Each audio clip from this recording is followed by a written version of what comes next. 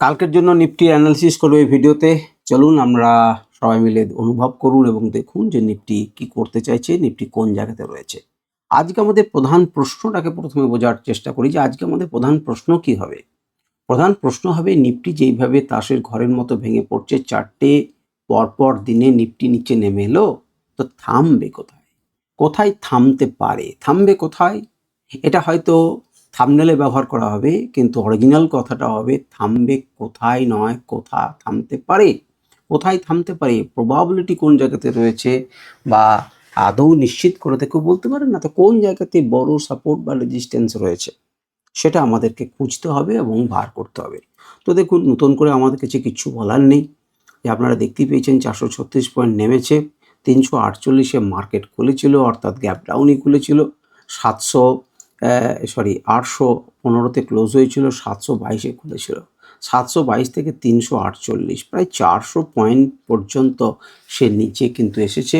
ওপরের দিকে কিন্তু সে গেছে দেখুন 757। সুতরাং আপনারা দেখতে পাচ্ছেন যে 400 পয়েন্টের একটা র্যালি আমরা কিন্তু মার্কেটে এনজয় করতে পেরেছেন এবং কন্টিনিউয়াসলি নেগেটিভ একটা ট্রেন্ড, এবং নেগেটিভ ট্রেন্ডটা যে হওয়ার ছিল, হতে পারে, সেটার জন্যই কিন্তু এত বারে বারে আমি কথা বলছিলাম এবং আপনাদের সাথে আলোচনা করেছি।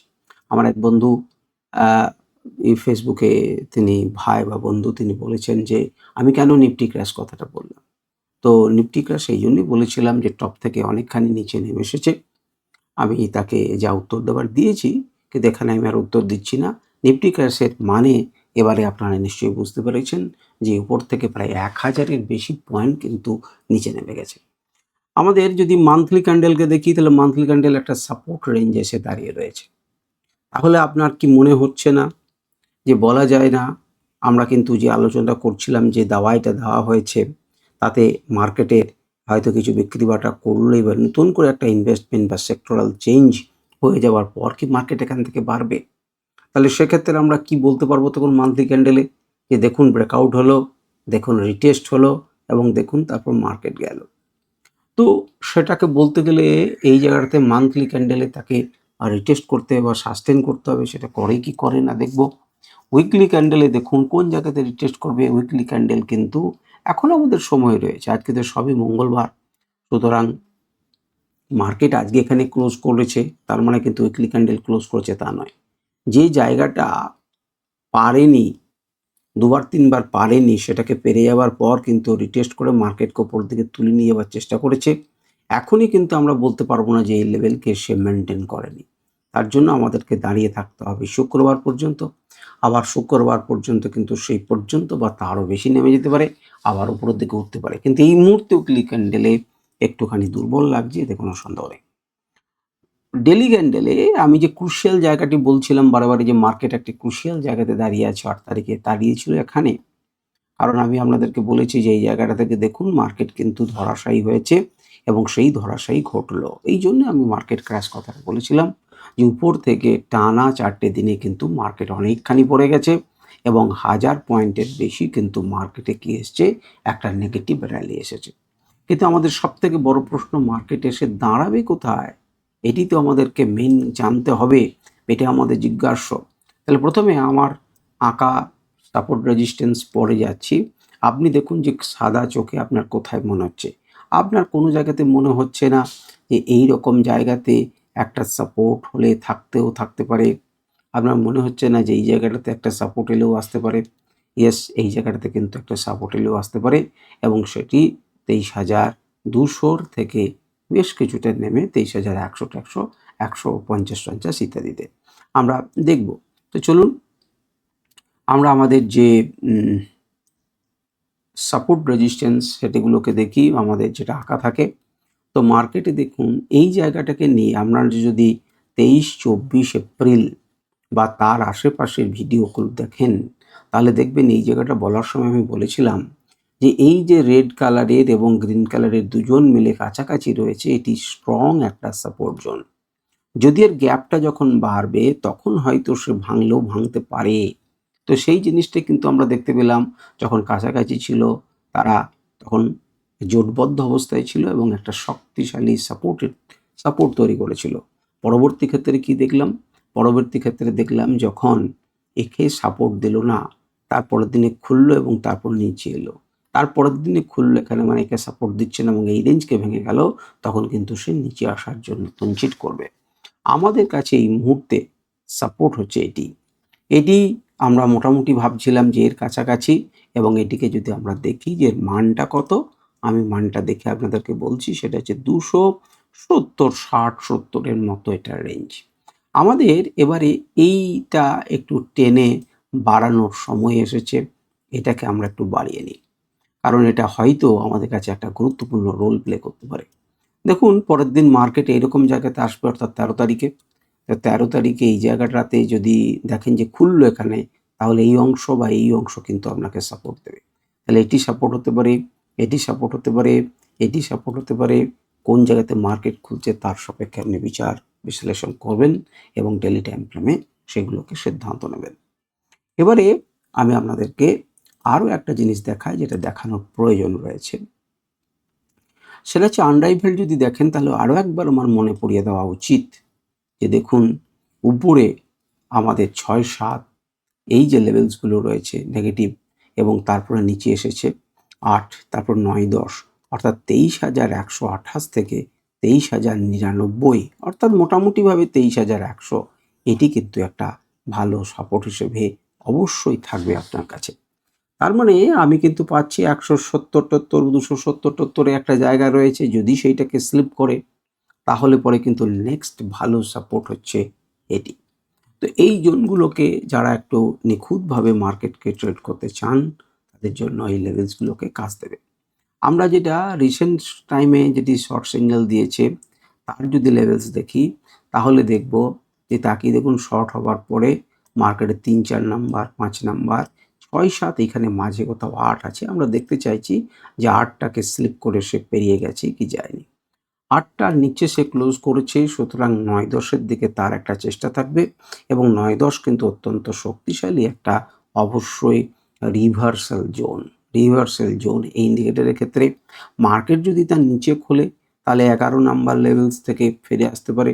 মার্কেট হতে পারে এটাকে থ্রু পাস করে নিচে নেমে যেতে পারে, কিন্তু জেনারেলি এই জায়গাটাতে কিন্তু একটা আপনার সাপোর্ট আছে, অর্থাৎ 236 থেকে 225 অবধি।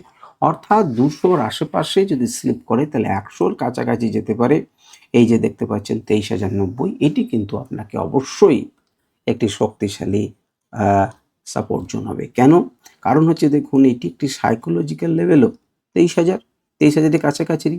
সুতরাং এটি এবং ইন্ডিকেটর দুজন মিলে কিন্তু একটি শক্তিশালী সাপোর্ট জোন তৈরি করবে, এতে কিন্তু কোনো সন্দেহ নেই। তো ঠিক আছে, আপনারা কোথায় থামতে পারে আমরা তার সাপেক্ষে, সব কিছুর সাপেক্ষে আমরা দেখলাম। এবারে চলে আসুন 1 ঘন্টা টাইম ফ্রেমে। 1 ঘন্টা টাইম ফ্রেমে দেখুন যে এখানে আপনার কি মনে হচ্ছে যে আমাদের আঁকাগুলো কোনো জায়গাতে ভুল হয়েছে? আমাদের আঁকাগুলো বছরের পর বছর কোনো জায়গাতে ভুল আছে। মার্কেট এখানে সাপোর্ট নেবার চেষ্টা করেছিল, পারেনি, মার্কেট খুলেছে। উপর দিকে যাওয়ার চেষ্টা করলো, রেজিস্ট্যান্স ফেস করলো, ফার্স্ট টার্গেট। আবার দেখলেন সেকেন্ড, এবং সেখান থেকে এখানে। তাহলে আপনাকে দেখুন এই জায়গাটাতেই সে একটু থামার চেষ্টা করছিল। এই জায়গাটাতে দেখুন রিটেস্ট করলো, এই জায়গাটা দেখুন সাপোর্ট নিল। সুতরাং আমরা দেখে বুঝতে পারছেন যে লেভেলগুলো গুরুত্ব রয়েছে, এগুলোকে অবশ্যই নিজের চার্টে এঁকে রাখুন এবং দেখুন একটি মাত্র 15 মিনিটে গ্রিন সিগন্যাল হয়েছে। এটি প্রফিট বুকিং। যারা পুট কিনেছিলেন বা কল সেল করেছিলেন, তারা এখানে প্রফিট বুকিং করলেন এবং কিছুটা পরিমাণ গেল। লাস্ট ক্যান্ডেল কিন্তু 15 মিনিটের ক্যান্ডেল। 1 ঘন্টার টাইম ফ্রেমে লাস্ট 15 মিনিটের ক্যান্ডেল হয় লাস্ট ক্যান্ডেলটি। সুতরাং সেটাকে খুব বেশি গুরুত্ব দেবো না, কিন্তু সাপোর্ট এসে সে একটা সাপোর্ট নেবার চেষ্টা করেছে। কালকের দিনে কোথায় খুলছে সেটাকে মন দিয়ে দেখুন, এবং মন দিয়ে দেখার পর যদি 1 ঘন্টাতে দেখেন, তাহলে দেখুন 1 ঘন্টাতে ঘুরে ফিরে সেই কথাগুলোই আসছে। 23,130, এবং তারপর দেখুন 23,060, এইটা পর্যন্ত নিচে মনে করুন।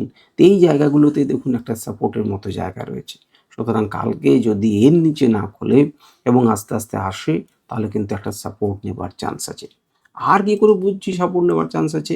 একটা তত্ত্ব কথা এখানে হোক, সেই তত্ত্ব কথার প্রয়োজন রয়েছে। দেখুন এই যে পতনগুলো দেখছেন, প্রথমে একটু, তারপরে একটু, তারপর তার থেকে একটু বড়, তারপর একটি বড়, অর্থাৎ এবার কিন্তু বড় হ্যামার মেরেছে। এরপরেও কিন্তু বড় হ্যামার আসতে পারে। বড় হ্যামার মানে এখানে আবার হ্যামার প্যাটার্নের কথা আপনি ভেবেন না।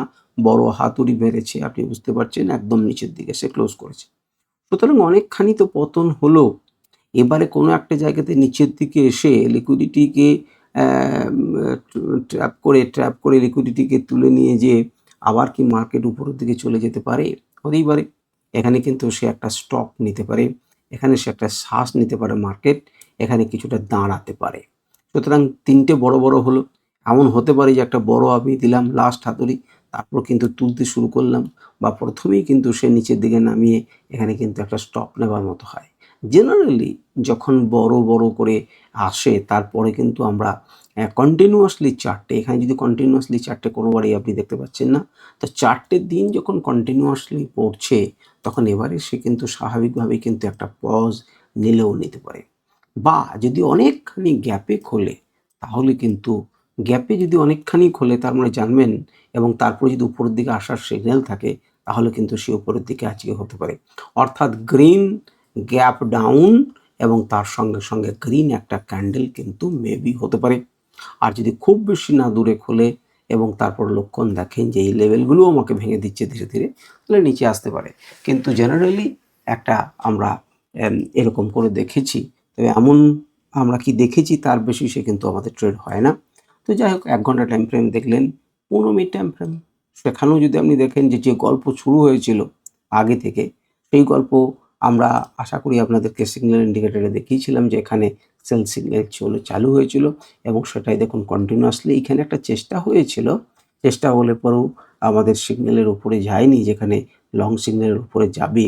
তারপরে শর্ট সিগন্যাল হয়েছে এবং তারপর আবার দেখুন একটা বোধহয় লং সিগন্যাল জেনারেট হয়েছে দেন অ্যান্ড দেয়ার ১৫ মিনিটে। অর্থাৎ এখানে একটা বাইং শেষ মুহূর্তে একটা বাইং এসেছে দেন অ্যান্ড দেয়ার এই লেভেলকে ঘিরে। যদিও লংয়ের উপর একটুখানি ক্লোজ করেছে, আপনারা তাকিয়ে দেখুন যে মার্কেট যদি এর উপরে খোলে তাহলে এই লেভেলগুলো কার্যকরী হবে, আর যদি না খোলে তাহলে কার্যকরী হবে না। তো এই যে গল্পটা চালু হয়েছিল সেই গল্পটা কিন্তু কন্টিনিউয়াসলি পরপর নেমেছে। এর আগেও আমি আপনাদেরকে বলেছি যে কেবলমাত্র একটা দিনকে দেখেই ট্রেড করার চেষ্টা করবেন না। একটা গল্প চলছে, সেই গল্পটাকে বোঝার চেষ্টা করুন। সেই গল্পটা কিন্তু আগে থেকে চলছে। সেই গল্পটা কিন্তু আগে থেকে চলছে। একটা কন্টিনিউয়াসলি ডাউন ট্রেন্ডে মার্কেট আছে। মার্কেটের স্ট্রাকচারটাকে বোঝার চেষ্টা করুন। একটা ডাউন ট্রেন্ডে আছে। তা ডাউন ট্রেন্ডে থাকলে পরে আপনি সেল অন রাইজের সুযোগ খুঁজবেন। রাইজে সুযোগ খুঁজবেন। এই গল্পটা কিন্তু একদিনের নয়, সেই ৭ই মে থেকে পরপর চলছে। তাহলে আপনি সেই জায়গাতেই খুলবেন যে জায়গাটাতে মার্কেট উপর উঠবে তখন আমি সেল করব। মার্কেট উপর উঠবে আমি সেল করব। Sell on rise market. আজকে যদিও কন্টিনিউয়াসলি মার্কেটে আর আপনাকে উপরে ওঠার সুইংই দেয়নি, তো আর কি করবেন, কন্টিনিউয়াসলি নিচে নেমে এসেছে। তো আপনাকে এখানে একদম প্লেন অ্যান্ড সিম্পল যে আমাদের লেভেলসগুলো আছে সেই লেভেলসগুলো অনুযায়ী কিন্তু আপনাকে ট্রেড করতে হতো। আপনার কাছে চার্ট ছিল।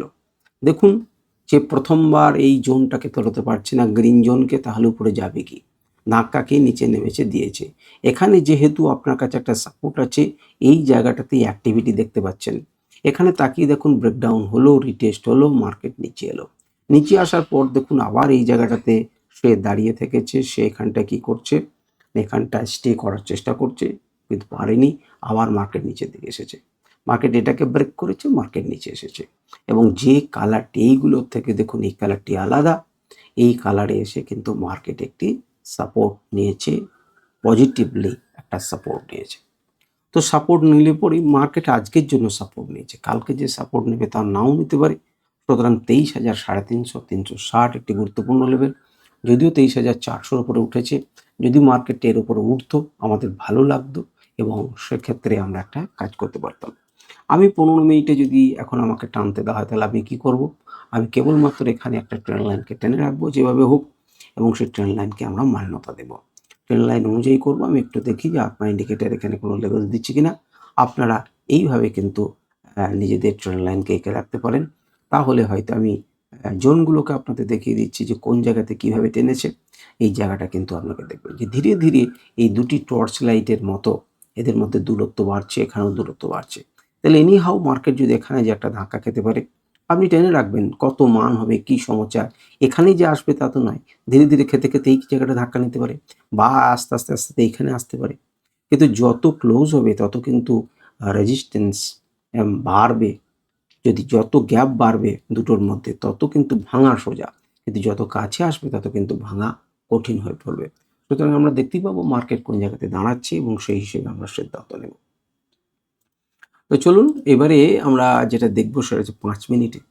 5 মিনিটেও যদি আপনি ট্রেড করতে যেতেন, কি অসুবিধা হতো আমার লেভেল মেনে? কোনো অসুবিধা হতো বলে আমি মনে করি না। তাকিয়ে দেখুন মার্কেট কোন জায়গাতে খুলেছিল, মার্কেট খুলেছিল কোন জায়গাতে, কিভাবে ট্রেড করেছে। খুলেছে, ধাক্কা খেয়েছে, নিচে এসেছে, একটুখানি দাঁড়ানোর চেষ্টা করেছে, নিচে এসেছে, ধীরে ধীরে নিচে থেকে একটা লেভেল থেকে একটা লেভেলে এসেছে, সেখান থেকে ব্রেকডাউন করেছে, আবার হয়েছে, কন্টিনিউয়াসলি ফল করেছে। আপনার সেক্ষেত্রে কিচ্ছু করার নেই, আপনাকে দেখতে হবে ধীরে ধীরে স্লিপ করেছে এবং এইভাবেই কিন্তু মার্কেট এখানে একটা ডবল বাটনের মতো তৈরি হয়েছিল। অনেকেই হয়তো গিয়েছে, কিন্তু যাদের কাছে এইটি লেভেলটি আছে তারা জানবেন যে রেজিস্ট্যান্স লেভেলকে কিন্তু ক্রস করেনি, ক্লোজ করেনি। তাহলে কোন যুক্তিতে আমি তার উপরে ট্রেড নিতে যাব? সুতরাং আপনি মনে আশা রাখবেন না, আপনি মনে বারবার করে আপনাকে আশা জোগাচ্ছে যে এই বুঝি আমি ফেরত গেলাম, আমি এই বুঝি ফেরত গেলাম, আমি এই বুঝি ফেরত গেলাম, এই বুঝি ফেরত গেলাম, এই বুঝি ফেরত গেলাম। আপনাকে মার্কেটের স্ট্রাকচারে কন্টিনিউয়াসলি লোয়ার হাই এবং লোয়ার লো প্যাটার্ন তৈরি করেছে। তাহলে কোন যুক্তিতে আপনি এখানে কোনো রকম ধরনের বাই, অর্থাৎ মার্কেট উপরের দিকে উঠবে সেই রকম ধরনের চিন্তা কোথায় করবেন?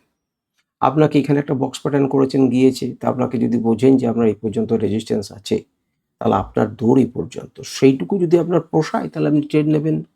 এখানে একটা বক্স প্যাটার্নের মতো করতে পারেন যে হ্যাঁ করেছে, ভেঙেছে, এই পর্যন্তই দৌড় আপনার, তারপরে তো মার্কেট পড়ে যাবে। সুতরাং আপনি এইভাবে কিন্তু ট্রেড করতে পারতেন এবং ট্রেড করা যেত। এখন কিভাবে আমরা ট্রেড করতে পারি?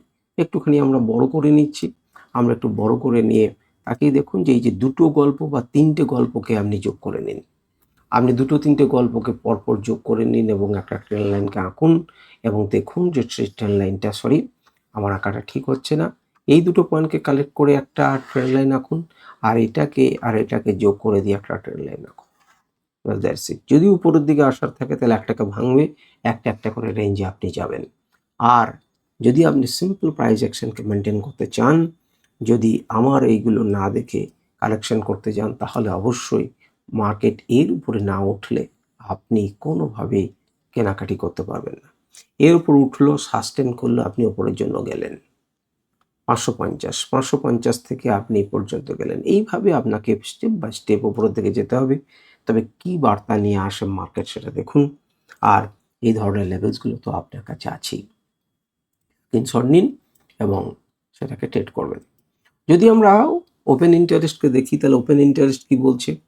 ওপেন ইন্টারেস্ট যদি মন দিয়ে দেখেন তাহলে দেখবেন যে ম্যাক্স পেইন আমাদের এখানে বলছে 23,600 এবং 23,843। এখন দূরে আছে, সপ্তাহ সবে শুরু হয়েছে। এখানে তাকিয়ে দেখুন আমাদের যেটা সবচাইতে বড় কথা, যেটা যে জায়গাতে মার্কেট এসে দাঁড় করিয়ে দিয়েছে 23,500 430।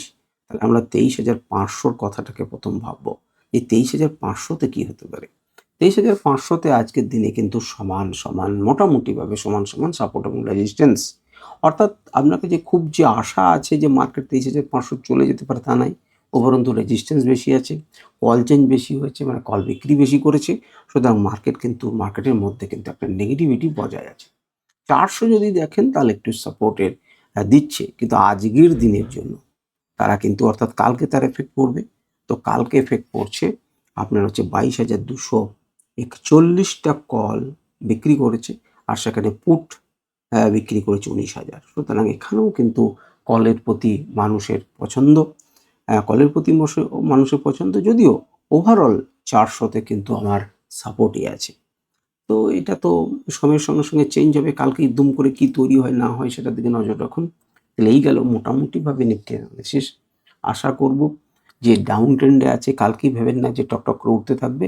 আপনার একটা লেভেল থেকে আর একটা লেভেল পর্যন্ত যাবেন।